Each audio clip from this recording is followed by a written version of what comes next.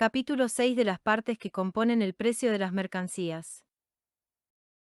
En aquel estado rudo y primitivo de la sociedad que precede tanto a la acumulación del capital como a la apropiación de la tierra, la proporción entre las cantidades de trabajo necesarias para adquirir los diversos objetos es la única circunstancia que proporciona una regla para intercambiarlos. Si en una nación de cazadores, por ejemplo, cuesta habitualmente el doble de trabajo cazar un castor que un castor debería naturalmente intercambiarse por, o valer, 2 ciervos. Es natural que lo que es el producto habitual de 2 días o 2 horas de trabajo valga el doble de lo que normalmente es el producto de un día o una hora de trabajo. Si un tipo de trabajo es más duro que otro, habrá naturalmente alguna ventaja a cambio de esa dureza mayor, y el producto de una hora de ese tipo de trabajo se intercambiará habitualmente por el producto de 2 horas del otro. Si una clase de trabajo requiere un extraordinario grado de destreza e ingenio, el aprecio que los hombres tengan por tales talentos naturalmente dará valor a su producción, un valor superior al que se derivaría solo del tiempo empleado en la misma. Esos talentos casi nunca pueden ser adquiridos sin una larga dedicación, y el mayor valor de su producción con frecuencia no es más que una compensación razonable por el tiempo y trabajo invertidos en conseguirlos. En el estado avanzado de la sociedad, estas compensaciones por esfuerzo y destreza se hallan comúnmente incorporadas en los salarios del trabajo, y algo similar tuvo probablemente lugar en su estado más primitivo y rudo. En ese estado de cosas todo el producto del trabajo pertenece al trabajador, y la cantidad de trabajo usualmente empleada en conseguir o producir cualquier mercancía es la única circunstancia que regula la cantidad de trabajo que con ella debería normalmente poderse comprar o dirigir o intercambiar. Tan pronto como el capital se haya acumulado en las manos de personas concretas, algunas de ellas naturalmente lo emplearán en poner a trabajar a gentes laboriosas, a quienes suministrarán con materiales y medios de subsistencia, para obtener un beneficio al vender su trabajo o lo que su trabajo incorpore al valor de los materiales.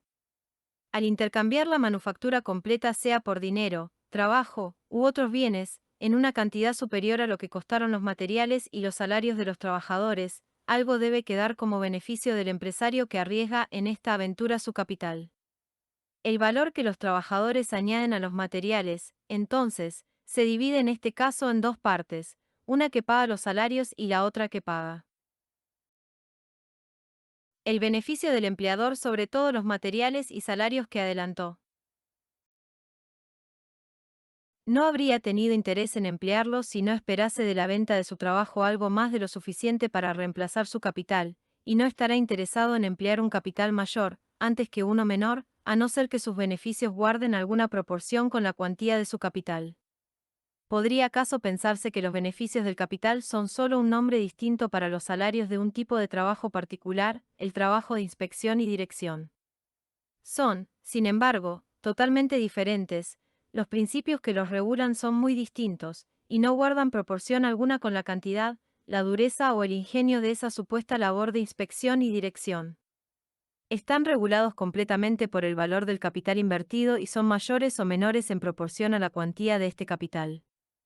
Supongamos, por ejemplo, que en un lugar determinado, donde el beneficio anual corriente del capital industrial sea el 10%, hay dos industrias diferentes, cada una de las cuales emplea a 20 trabajadores a una tasa anual de 15 libras, o a un coste de 300 libras por año en cada industria. Supongamos también que las materias primas consumidas anualmente en una cuestan solo 700 libras, mientras que en la otra son materias muy finas y cuestan 7.000.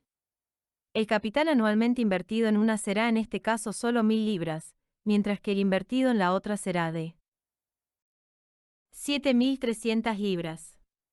A una tasa del 10%, entonces, el empresario de la una esperará un beneficio anual de apenas unas 100 libras, mientras que el empresario de la otra esperará uno de 730 libras. Pero aunque sus beneficios son tan divergentes, su trabajo de inspección y dirección puede ser completa o casi completamente el mismo. En muchos talleres grandes, casi la totalidad de este tipo de labor es realizada por un empleado de alta categoría. Su remuneración refleja adecuadamente el valor de este trabajo de inspección y dirección. Aunque cuando se establece su salario se toma en consideración normalmente no solo su trabajo y destreza sino la confianza que se deposita en él, nunca guarda ninguna proporción regular con el capital cuya administración supervisa, y el propietario de este capital, aunque resulta de esta forma liberado de casi todo trabajo, aún espera que sus beneficios mantengan una proporción regular con respecto a su capital. En el precio de las mercancías, por lo tanto, los beneficios del capital constituyen una parte componente totalmente distinta de los salarios del trabajo, y regulada por principios muy diferentes. En este estado de cosas, el producto del trabajo no siempre pertenece por completo al trabajador. En muchos casos deberá compartirlo con el propietario del capital que lo emplea. Y tampoco es la cantidad de trabajo normalmente empleada en adquirir o producir una mercancía la única circunstancia que determina la cantidad que con ella se puede comprar, dirigir o intercambiar. Es evidente que una cantidad adicional debe destinarse a los beneficios del capital que adelantó los salarios y proveyó de materiales a dicho trabajo. Tan pronto como la tierra de cualquier país se ha vuelto completamente propiedad privada, los terratenientes, como todos los demás hombres, gustan de cosechar donde nunca han sembrado, y demandan una renta incluso por su producción natural. La madera del bosque, la yerba del campo, y todos los frutos naturales de la tierra, que cuando ésta era común costaban al trabajador. Solo la molestia de recogerlos, pasan a tener, incluso para él, un precio adicional. Deberá pagar por el permiso para recogerlos, y deberá entregar al terrateniente una parte de lo que su trabajo recoge o produce. Esta parte, o, lo que es lo mismo, el precio de esta parte, constituye la renta de la tierra, y es el tercer componente del precio de la mayor parte de las mercancías. Debe destacarse que el valor real de todos los varios componentes del precio viene medido por la cantidad de trabajo que cada uno de ellos puede comprar u ordenar. El trabajo mide el valor no solo de aquella parte del precio que se resuelve en trabajo, sino de la que se resuelve en renta y la que se resuelve en beneficio. En todas las sociedades el precio de toda mercancía se resuelve en última instancia en alguna u otra de esas partes o en todas, y en toda sociedad avanzada, las tres entran más o menos como partes componentes en el precio de la gran mayoría de las mercancías. En el precio del cereal, por ejemplo, una parte paga la renta del terrateniente, otra los salarios o la manutención de los trabajadores y el ganado empleados en su producción, y una tercera paga los beneficios del agricultor. Estas tres partes, bien de forma inmediata, bien en última instancia, forma el precio total del grano. Se podría pensar que es necesaria una cuarta parte, para reemplazar el capital del agricultor o para compensar el desgaste y deterioro de su ganado y otros instrumentos de su labor.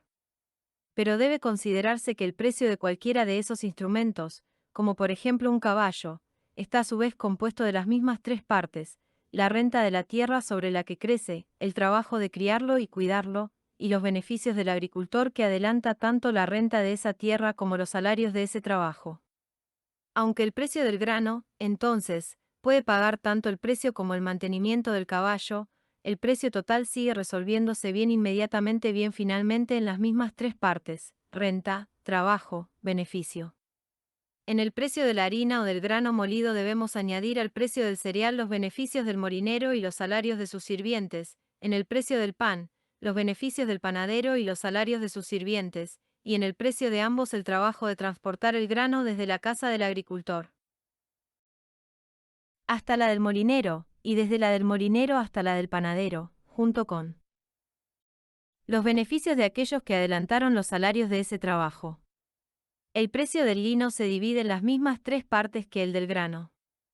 En el precio del lienzo debemos añadir a dicho precio los salarios del cardador, el hilandero, el tejedor, el tintorero, etc., junto con los beneficios de sus respectivos empleadores.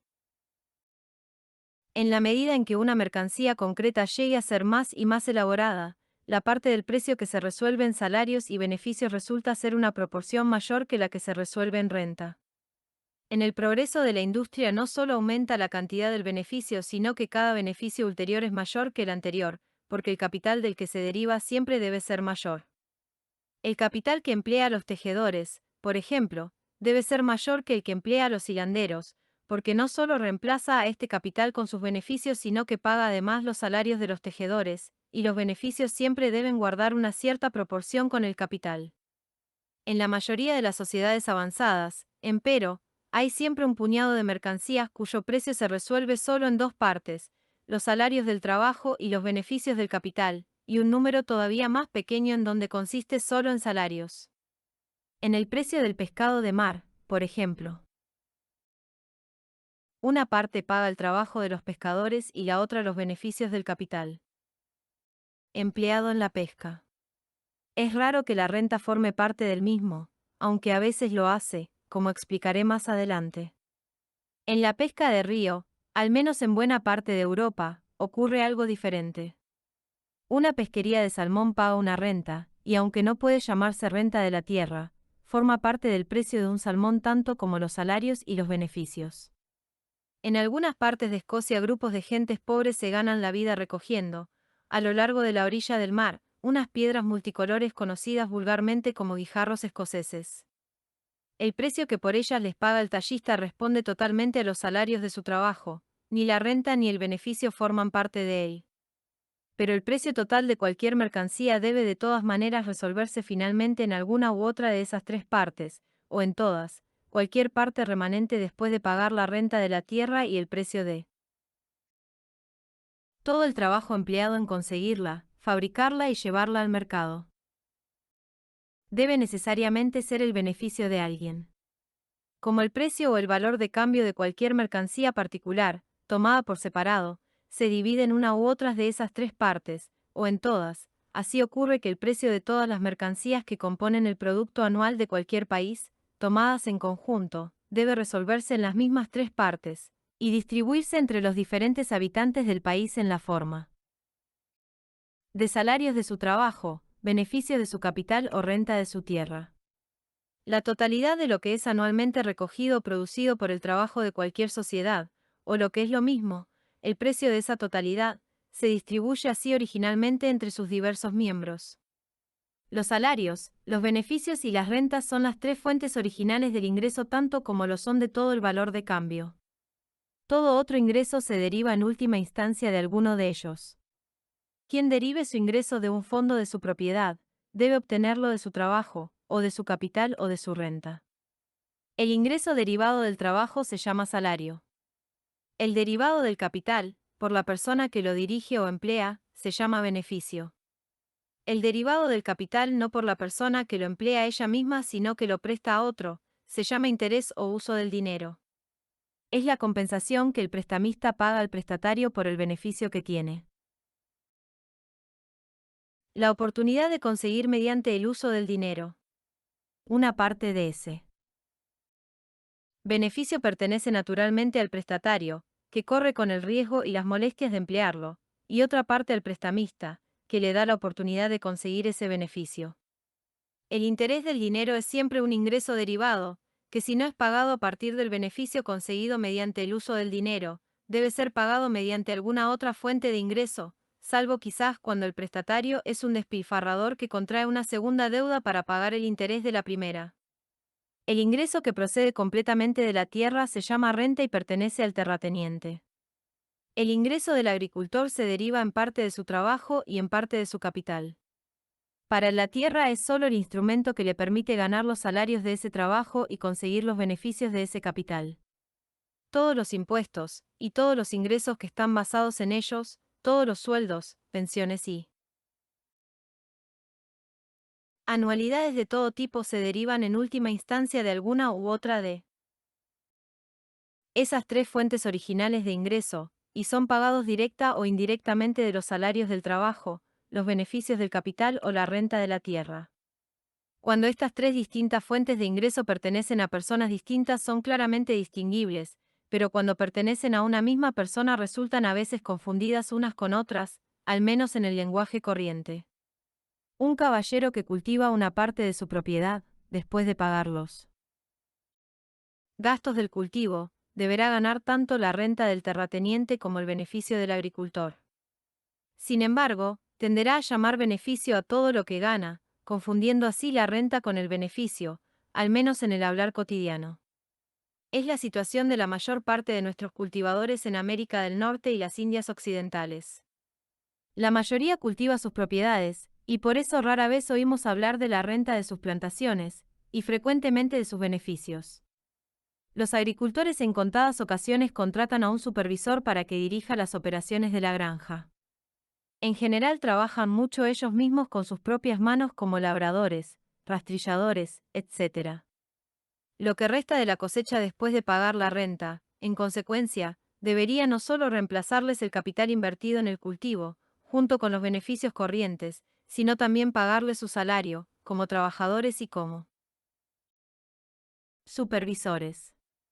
Todo lo que resta después de pagar la renta y mantener el capital se llama beneficio, pero es evidente que los salarios forman parte de él. El agricultor, al ahorrarse el pago de estos salarios, debe evidentemente ganarlos él. Así, en este caso los salarios resultan confundidos con los beneficios. Un industrial independiente, que cuenta con un capital suficiente para comprar materiales y para mantenerse hasta que pueda llevar su producción al mercado, deberá ganar tanto el salario del jornalero que trabaja para un patrón como el beneficio que ese patrón obtiene de la venta del trabajo del jornalero. Su ganancia total, sin embargo, recibe habitualmente el nombre de beneficio y también en este caso, entonces, el salario aparece confundido con el beneficio. Un jardinero que cultiva una huerta con sus propias manos, unifica en sí mismo las personalidades diferentes del terrateniente, el agricultor y el trabajador. Su producto, en consecuencia, deberá pagarle la renta del primero, el beneficio del segundo y el salario del tercero. Pero comúnmente se considera al conjunto como los ingresos de su trabajo. En este caso tanto la renta como el beneficio se confunden con el salario. Así como en un país civilizado hay muy pocas mercancías cuyo valor de cambio emerja solo del trabajo, porque la renta y el beneficio representan una parte importante de la mayoría de ellas, el producto anual de su trabajo será siempre suficiente para comprar o dirigir una cantidad de trabajo mucho mayor que la empleada en conseguir, preparar y llevar ese producto al mercado. Si la sociedad emplease cada año todo el trabajo que podría comprar anualmente, como la cantidad de trabajo se incrementaría considerablemente cada año, así el producto de cada año sucesivo sería de un valor vastamente superior al del anterior. Pero no hay país en donde todo el producto anual sea empleado en mantener a las personas laboriosas. Los ociosos consumen en todas partes una porción muy grande de él, y según sean las diferentes proporciones en las que se divida anualmente entre esos dos grupos de personas, así su valor corriente o medio deberá aumentar, o disminuir o permanecer constante de un año a otro.